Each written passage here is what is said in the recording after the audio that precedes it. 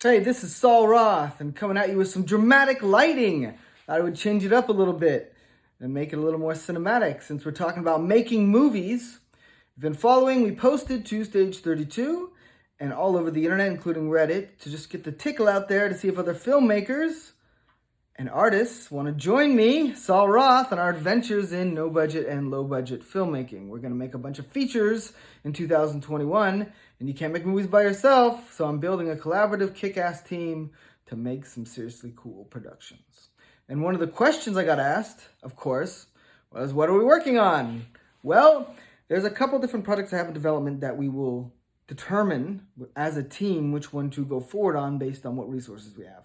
So say we have a whole bunch of people that are really excited and really good at post-production, that might be a good time to try to do something with science fiction, as opposed to if we have an actual skeleton crew, me, another camera guy, something else, one location, where it's going to be drama.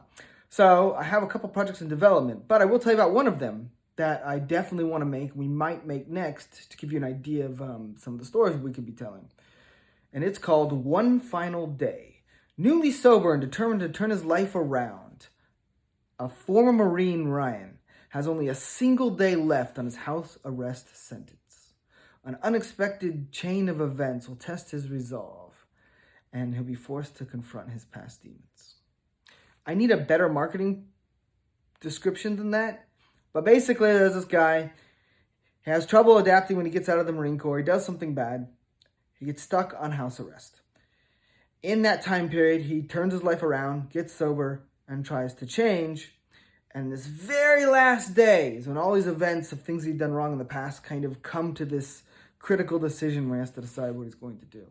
It's kind of like a thriller that as you go into that's told in different time periods where it keeps flashing back to the past and you get this whole story going on.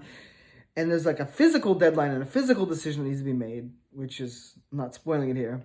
And at the same time, there's a lot of personal demons the main character is struggling with. So you kind of have both going, which makes it really nice for very low budget.